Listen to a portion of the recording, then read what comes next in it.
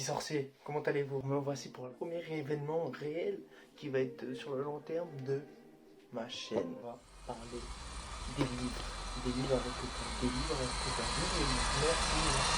Des livres. On va commencer par le 1, Axio 1, et on va terminer par le 7, pas Axio 7 en fait. Sorti en 98 dans nos contrées, on va faire une rétrospective parce que je vais décomplexifier les choses, approfondir pour les personnes qui ont lu que les films, et je vais redorer les oreilles de ceux qui ont lu les livres il y a longtemps et qui n'ont que des petits souvenirs. Donc bien sûr, je vais pas torpiller le livre de Quentin Camble, mais je vais quand même bien le remettre au goût du jour et au goût de vos souvenirs. Harry Potter et l'école des sorciers, ou Harry Potter and the Philosopher's Stone, qui est la pierre philosophale. Je trouve le titre du 1, le titre original, moins bon que J.K. Rowling. C'est une auteure qui a un don pour faire des twists.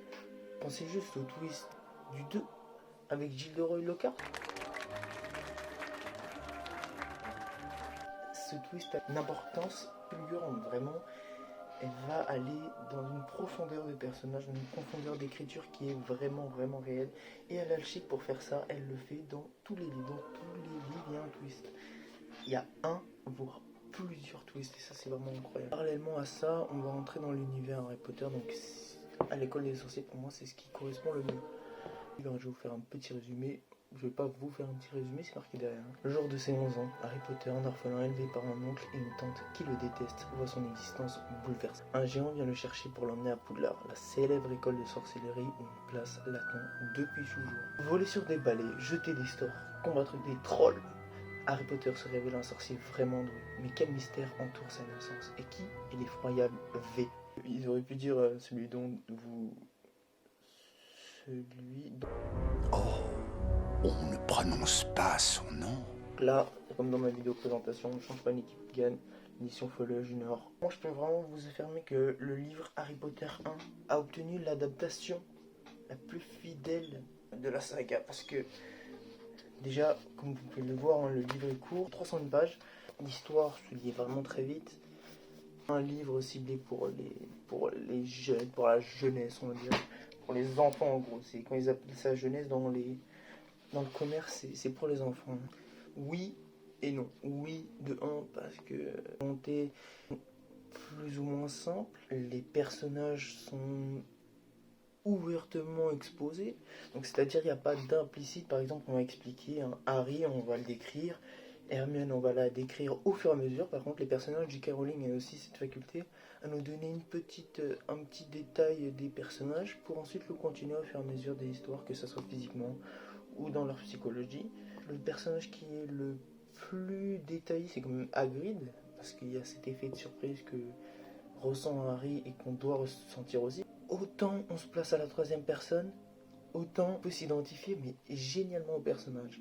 Mon personnage préféré, c'est Mister le survivant. J'ai réussi à m'identifier à ce personnage comme pas possible, et je continue encore à m'identifier à son personnage. Bien sûr, je m'identifie à ses connaissances, à son caractère, à comment les gens le voient. J'ai vraiment l'impression, mais après ça a joué sur ma perception des choses, hein, mais j'ai vraiment l'impression que les gens, bon, en plus ils savent que je suis Potter, en général j'ai vraiment l'impression que les gens le voient comme Harry Potter est vu dans Monde des sorciers. C'est trop bizarre. On a parlé un peu du livre en général. Maintenant, on va approfondir un peu et tout simplement vous donner 3 points qui différencient l'histoire réelle et l'histoire que raconte le film. En soi, comme je vous ai dit, hein, c'est une très fidèle adaptation. Mais bon, ils ont sauté plein de passages, ils ont transformé des passages pour des raisons autant budgétaires, même si Harry Potter à l'école des sorciers ont un sacré budget, en raison d'une création de lieux ou d'un casting supplémentaire. Distinction entre les livres et les films. Premier point, le miroir de Riset.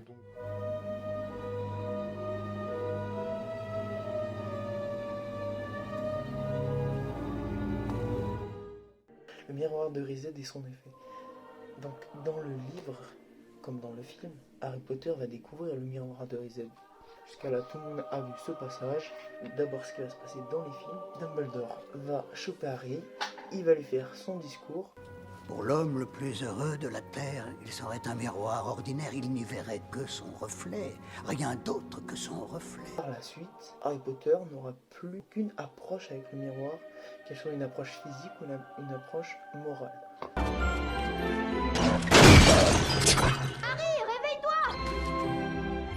Joyeux Noël, Harry. Fun fact, le miroir de Reset, à l'envers, ça fait le miroir du désir.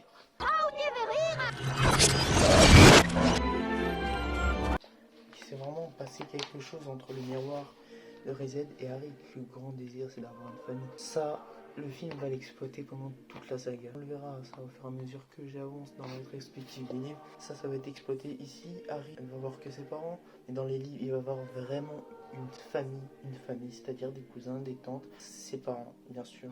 Ils ont tourné une scène où Harry a une approche morale avec le miroir.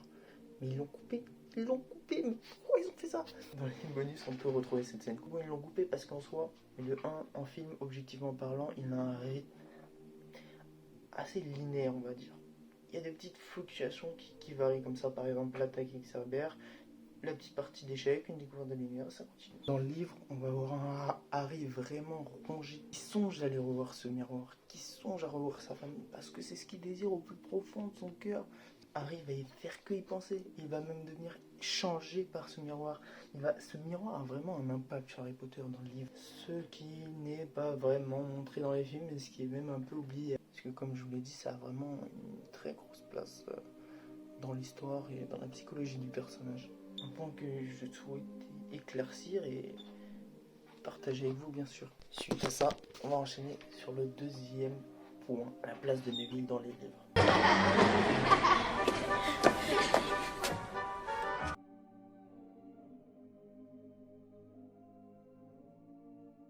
L'introduction que Neville va avoir, elle est là. Ça, c'est autant une aventure en elle-même qu'une introduction d'univers. C'est Harry Potter 1. Harry Potter 1, c'est marqué là. Il n'y a pas marqué 1, mais Neville, on va vraiment faire sa connaissance.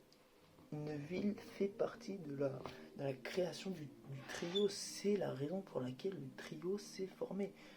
S'est formé, pas vraiment, mais pour laquelle le trio s'est abordé. On va dire dedans a une place plus importante qu'un simple élève. Et ça, dans tous les livres, comme je vous l'ai dit, dans un coin de ma tête, que c'est le deuxième héros principal du livre. Hein. Vous savez pourquoi les Potter aidés. Moi, je vous le dis. Mais vous le saurez par la suite dans les prochaines vidéos, pour ceux qui ne le savent pas, bien sûr. Calmement, tout ça va bien se passer, vous inquiétez pas. Mais ici, comme je l'ai dit, Neville va être introduit par le trio, pour le trio, grâce au trio. On va aussi avoir un approfondissement du personnage. Neville, la personne qui est tiraillée, elle est aussi dans le film. Donc ça, c'est plutôt bien fait, comme je vous l'ai dit, les deux supports presque pas différents. Même si là, je suis en train de parler des différences, ça peut paraître un peu paradoxal, mais les deux supports sont similaires. En plus de sa participation à la création du trio, va participer à l'aventure, l'aider, la faire avancer. Comment? Toujours de par sa fidélité à son personnage, Neville va se faire... Alors, il va se faire victimiser par Malfoy. Malfoy va s'entraîner sur lui en lui balançant un locomotor mortis, donc le sortilège bloc-jambe. Neville va arriver, bien sûr, à qui va demander l'aide, et qui sera là aussi pour répondre à sa demande? Le trio. Et grâce à ça, grâce à cette aide, Neville, par sa malchance compétente, sa compétence inconsciente, sa maladresse est une force à Neville. Neville va donner une carte des sorciers et sorcières célèbres à Harry. Harry va se rappeler qu'il avait vu dans le train que Nicolas Flamel est en collaboration avec Dumbledore. C'est une chose mineure dans l'intrigue, mais c'est une chose qui est dans l'intrigue, c'est un détail qui fait partie de l'intrigue. Et ces détails vont grossir au fur et à mesure que les livres avancent, jusqu'à faire devenir le temps d'un instant Neville le héros principal de Harry Potter. On va passer au troisième point. C'est gentil de ta part de nous sortir de ce pétrin. Excuse-moi, mais on lui a sauvé la vie. Excuse-moi, mais on n'aurait pas eu à lui sauver la vie si tu ne l'avais pas insulté. C'est ça l'amitié. La formation du trio. Hermione est vraiment une madame je sais tout.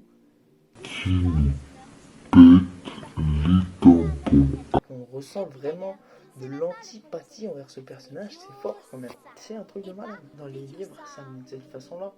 Pour que lorsque les choses vont changer, elles changent réellement. Et ça, sentimentalement parlant. Quand Hermione va se faire attaquer par le troll et que Harry et Ron, fidèles à eux-mêmes, vont aller l'aider. Ron est quelqu'un de bon, Harry est quelqu'un de bon à qui il est arrivé de mauvaises choses. Ça fait du bien aux fans. Hermione, au fond d'elle, c'est quelqu'un de super bien. C'est quelqu'un qui avait juste peur. Parce que c'est une moldue, elle avait des preuves à faire. L'attitude de Hermione dans ce tome-là a des raisons, et même dans tous les tomes. Elle est intelligente de base, ça c'est indéniable. Mais elle n'est pas un génie dans ce monde-là pour rien. Elle a quelque chose qui la pousse derrière elle. Elle a quelque chose, elle a une peur. Si elle échoue, elle échoue dans deux mondes. Elle échoue dans le monde des moldus et dans le monde des sorciers. Elle va se dénoncer pour Harry et Ron.